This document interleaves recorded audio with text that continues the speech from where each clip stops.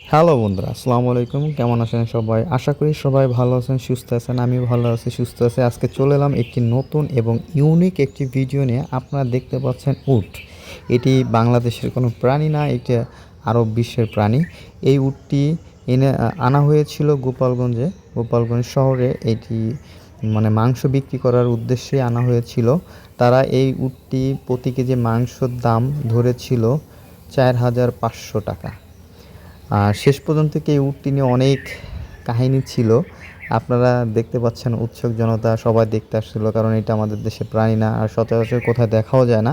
সবাই আসছিল এবং এই জায়গা মাংসের জন্য সবাই অগ্রিম বুকিং করছিল। সো এই প্রতি কেজি মাংস 4,500 টাকা মূল্যে বিক্রি করার জন্য 500 জনের নাম নিয়ে তারপরে এই উটটি জবাই করতে চেয়েছিল, এর জন্য আনা হয়েছিল।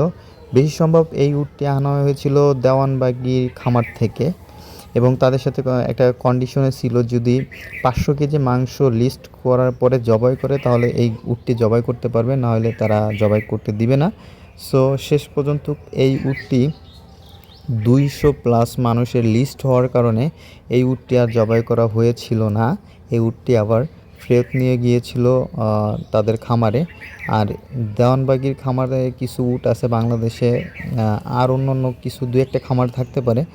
আর এই উটের মাংস 4,500 টাকা অনেক বেশি। সাধারণ মানুষের পক্ষে এটা কিনাও অনেকটা টাফ, কারণ বুঝতে পারছেন যে সবার পক্ষে সম্ভব না 4,500 টাকা কেজিতে 1 কেজি মাংস কিনে খাওয়ার। কিন্তু করাতে কিছু নেই, এটা আমাদের দেশে কোনো প্রাণীই না। সো এটা আমাদের দাম বেশি মনেও অনেকে শখ করে কিনে খাইতে চায়, কিন্তু গোপালগঞ্জবাসীর এটা খাওয়া হয়েছিল না। এই উটটি চলে গিয়েছিল তার নিজের আপন ঠিকানায়। হয়তোবা এই কুরবানি ঈদে এই উটটি বিক্রি হয়ে যেতে পারে কেউ কুরবানির জন্য। আর উট দেখতে তো উৎসুক জনতা, বাচ্চা কাচ্চা সবাই চলে আসে, এটা আপনারা বুঝতে পারছেন। আর আমার ভিডিওতে এটা একটা ইউনিক ভিডিও। এটাই আমার ফার্স্ট টাইম কোনো উটের ভিডিও আমি করেছি, এবং আমি অনেক দিন পরে এটা আপলোড করেছি, কারণ এই উটটা নিয়ে অনেক কাহিনী হয়েছে। এই উটটি ফেরত চলে গিয়েছিল, এই উটটি জবাই করা হয়নি, এই কারণে আগে থেকে কোনো তথ্য দিতে চেয়েছিলাম না। এখন আমি এই ভিডিওটি আপলোড করছি।